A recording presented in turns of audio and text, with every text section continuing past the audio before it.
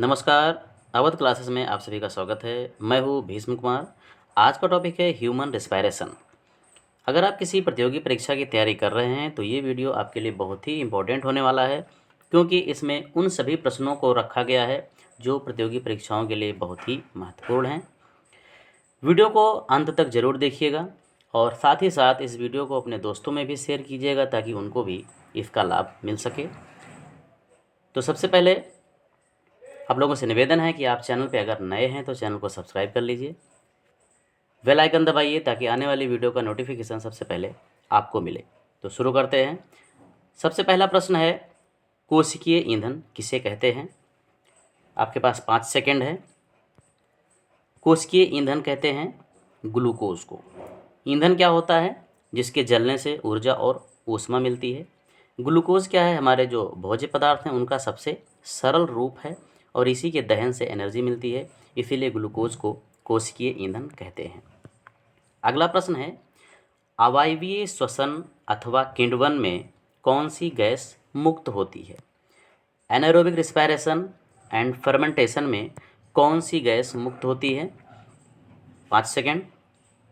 इसका सही उत्तर है कार्बन डाइऑक्साइड।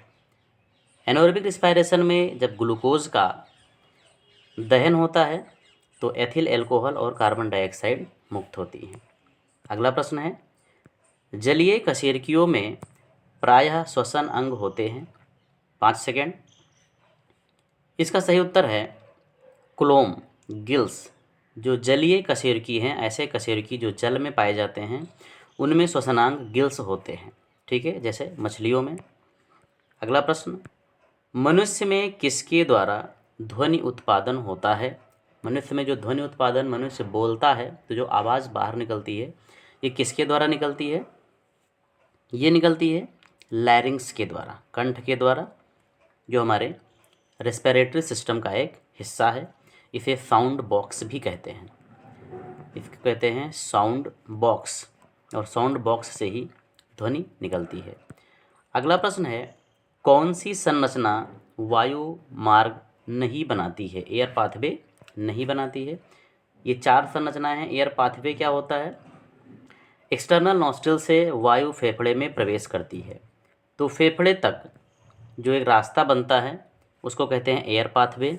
तो कौन सी संरचना एयर पाथवे नहीं बनाती है? तो इसका सही जवाब है ग्रसनी, ईसोफेगस। ईसोफेगस हमारे पाचन तंत्र का हिस्सा है, जबकि ये श्वसन तंत्र का हिस्सा है। अगला प्रश्न है, मनुष्य के दाएं फेफड़े में कितने भाग होते हैं? मनुष्य में 2 फेफड़े होते हैं, दाएं और बाएं फेफड़े। दाएं फेफड़े में कितने भाग होते हैं? 3 भाग होते हैं। ये 3 पिंडों में बटा होता है, जबकि बायां फेफड़ा 2 भागों में बटा होता है। अगला प्रश्न है, प्लूरल मेम्ब्रेन के बीच जल एकत्रित हो जाने पर कौन सा रोग हो जाता है? प्लूरल मेम्ब्रेन क्या होती है? फेफड़े के चारों तरफ दोहरी झिल्ली पाई जाती है, उसी को कहते हैं प्लूरल मेम्ब्रेन। अगर इसके बीच जल एकत्रित हो जाए तो सांस लेने में कठिनाई होती है और यह दशा कहलाती है प्लूरिसी, ठीक है।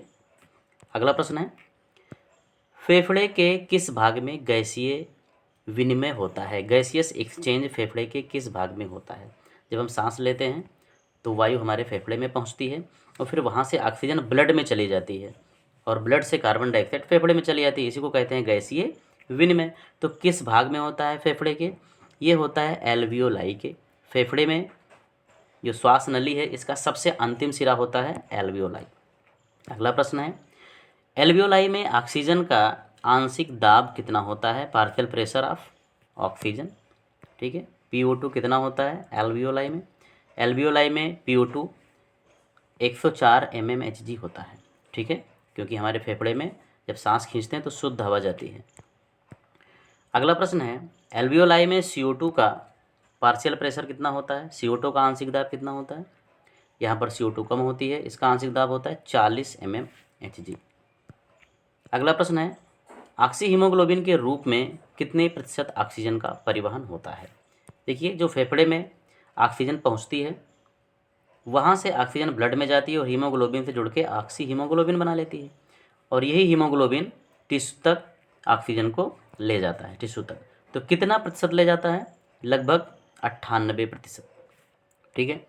अगला प्रश्न है, वायु जो सामान्य सांस में फेफड़ों में भरती और निकलती है। नॉर्मली एक स्वस्थ व्यक्ति जो सांस खींचता है और छोड़ता है, मतलब सांस लेता है और बाहर निकालता है, तो उस वायु को क्या कहते हैं? उसे कहते हैं टाइडल एयर, ज्वारीय वायु कहते हैं इसको। अगला प्रश्न है, पल्मोनरी धमनियाँ हृदय से रक्त को ले जाती हैं। हृदय से सभी भागों में रक्त जाता है किसी न किसी धमनी के माध्यम से। तो पल्मोनरी धमनियाँ किस अंग को रक्त ले जाती हैं? पल्मोनरी शब्द का इस्तेमाल हुआ है, तो ये किसके लिए है? लंग्स से संबंधित है, यानी पल्मोनरी धमनियाँ फेफड़े को रक्त ले जाती हैं।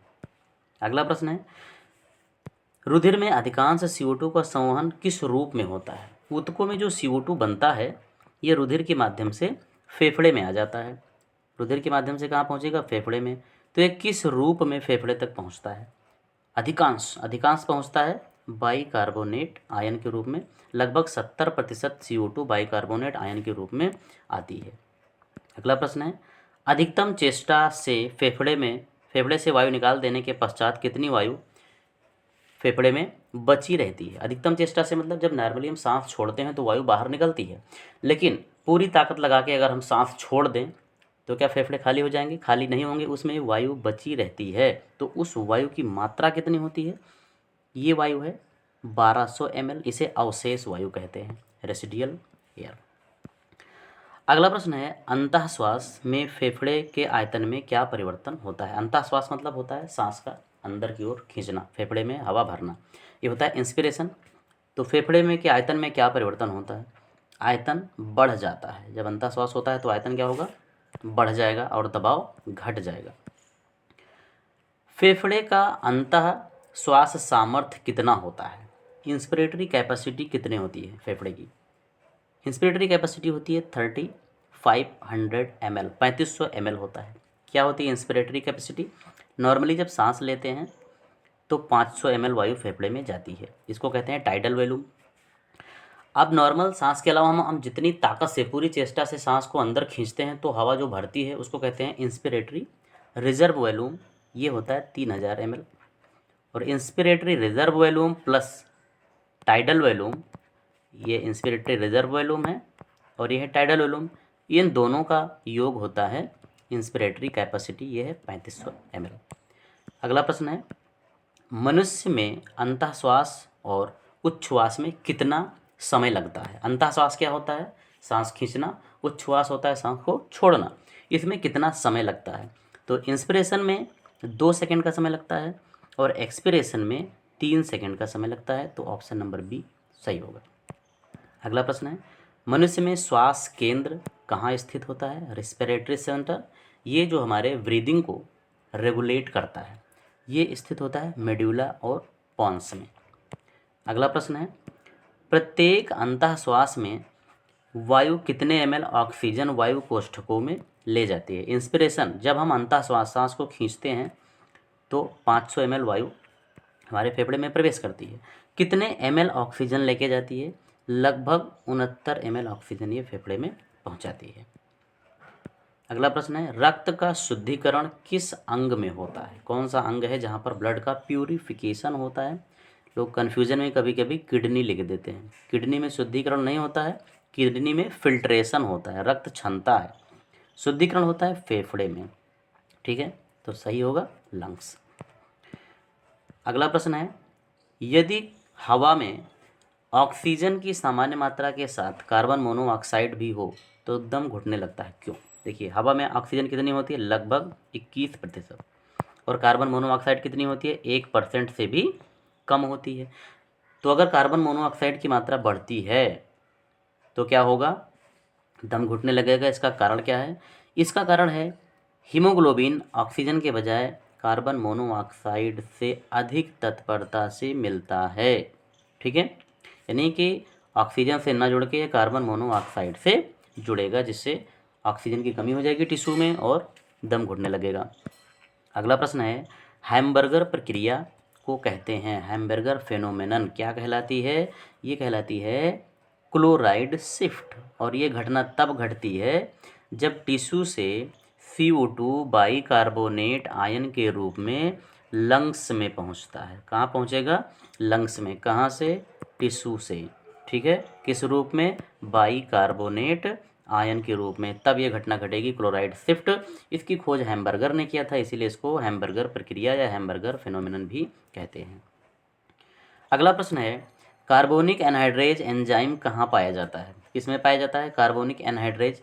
यह एक ऐसा एंजाइम है जो CO2 और जल की अभिक्रिया करा के कार्बोनिक एसिड बनाता है, ठीक है, बहुत तीव्र गति से, और यह पाया जाता है RBC के अंदर, ठीक है।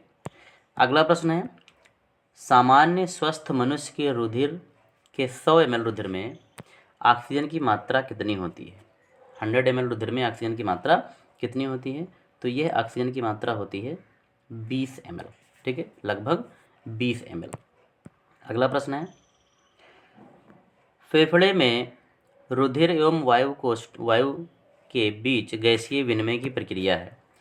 फेफड़े में जब वायु पहुंचती है तो एल्वियोलाई में जो वायु होती है उसको एल्वियोलर एयर कहते हैं। यहाँ से ऑक्सीजन चली जाती है रुधिर में। कहाँ चली जाती है? रुधिर में, एल्वियोलाई से रुधिर में, और कार्बन डाइऑक्साइड रुधिर से चली जाती है एल्वियोलाई में। तो यह प्रक्रिया क्या कहलाती है? इसको कहते हैं सिंपल डिफ्यूज़न, सामान्य विसरण होता है। देखिए ये एक एल्वियोलाई की संरचना है और इसके चारों तरफ होता है ब्लड कैपिलरीज होती हैं, ठीक है। तो यहाँ से ऑक्सीजन चली जाती है सिंपल डिफ्यूज़न के द्वारा ब्लड कैपिलरीज में, और जो CO2 वहाँ से आई है वो सिंपल डिफ्यूज़न के द्वारा चली जाती है एल्वियोलाई में, ठीक है। तो ये गैसीय विनिमय होता है सिंपल डिफ्यूज़न के द्वारा। अगला प्रश्न है, माइटोकॉन्ड्रिया में ATP का संश्लेषण होता है, कहाँ होता है? ये होता है माइटोकॉन्ड्रिया के क्रिस्टी पर होता है। माइटोकॉन्ड्रिया की जो आंतरिक झिल्ली होती है ये फिंगर लाइक प्रोजेक्शन बनाती है, इसी को कहते हैं क्रिस्टी, और यहीं क्रिस्टी पर होता है F1 पार्टिकल, ठीक है, यहीं पर बनता है ATP का संश्लेषण होता है। अगला प्रश्न है, क्रेब्स चक्र के दौरान बनता है। यहाँ पर कुछ एसिड्स के नाम लिखे हुए हैं। क्रेब्स चक्र के दौरान क्या बनता है? ये बनेगा आइसोसिट्रिक एसिड, ठीक है। क्रेब्स चक्र के दौरान क्या बनता है? Isocitric acid. अगला प्रश्न है, ग्लाइकोलिसिस और क्रेब्स चक्र को जोड़ने वाला पदार्थ है। तो ग्लाइकोलिसिस और क्रेब्स चक्र को जोड़ने वाला पदार्थ है एसिटिल को एंजाइम, क्योंकि ग्लाइकोलिसिस की प्रक्रिया में जो ग्लूकोज होता है ये चेंज हो जाता है पायरुविक अम्ल में, पायरुविक एसिड में, और ये पायरुविक एसिड क्रेब्स साइकिल में कब एंट्री करेगा? जब ये एसिटिल को एंजाइम में परिवर्तित होगा, ठीक है। तो क्रेब्स चक्र और ग्लाइकोलिसिस को जोड़ने वाला पदार्थ एसिटिल को एंजाइम है। अगला प्रश्न है, रुधिर 1 मिनट में कितनी ऑक्सीजन का वहन करता है? रुधिर फेफड़ों से ऑक्सीजन को ऊतकों में ले जाने का काम करता है, ठीक है, रक्तवाहिनियों के माध्यम से। ये है लंग्स और ये हैं टिश्यू। तो लंग्स से टिश्यू में जो ऑक्सीजन जाती है 1 मिनट में कितनी? लगभग 200 ml ऑक्सीजन। अगला प्रश्न है, हीमोग्लोबिन की कमी से कौन सा रोग होता है? हीमोग्लोबिन की कमी से, अगर हीमोग्लोबिन कमी हो जाए या खून की कमी हो जाए तो कौन सा रोग होगा? एनीमिया रोग होगा, ठीक है। अगला प्रश्न है, वायु में कार्बन डाइऑक्साइड की मात्रा होती है, कितनी मात्रा होती है वायु में कार्बन डाइऑक्साइड की? ये होती है लगभग 0.034%। अगला प्रश्न है, किस दशा में ऑक्सीजन हीमोग्लोबिन विक्षेपण वक्र दाईं ओर खिसकता है? ठीक है, इस प्रकार से जो वक्र होता है ऑक्सी हीमोग्लोबिन डिसोसिएशन कर्व, ये दाईं ओर कब खिसकेगा? जब पीएच घटता है। पीएच घटने पर ये दाईं ओर खिसकेगा और हीमोग्लोबिन से ऑक्सीजन क्या होगी? बाहर निकल जाएगी, ठीक है। अगला प्रश्न है, मनुष्य में हीमोग्लोबिन के एक अणु से कितने ऑक्सीजन बंध सकते हैं? हीमोग्लोबिन के एक अणु से कितने ऑक्सीजन? तो हीमोग्लोबिन में क्या होता है? 4 पोरफायरिन रिंग होती है, ठीक है, और चारों पोरफायरिन रिंग के केंद्र में होता है आयरन। जो ऑक्सीजन होता है वो आयरन से ही जुड़ता है, तो जितने आयरन होंगे उतनी ही ऑक्सीजन जुड़ेगी। तो कितने ऑक्सीजन जुड़ सकती है? 4 अणु जुड़ सकते हैं एक हीमोग्लोबिन से। अगला प्रश्न है, एटीपी के एक अणु के जल अपघटन से कितनी कैलोरी ऊर्जा मुक्त होती है? कितनी कैलोरी मुक्त होगी? 7300 कैलोरी ऊर्जा मुक्त होती है एक एटीपी के जल अपघटन से। तो ये हुए आज के इम्पोर्टेंट प्रश्न। आप लोगों में से आपने कितने प्रश्न के उत्तर आपके सही गए ये हमें कमेंट करके बताइएगा। वीडियो अच्छा लगा हो तो वीडियो को लाइक कीजिए, चैनल को सब्सक्राइब कीजिए और दोस्तों में अपने शेयर भी कीजिए। मिलते हैं अगले वीडियो में कुछ नए टॉपिक के साथ। नमस्कार।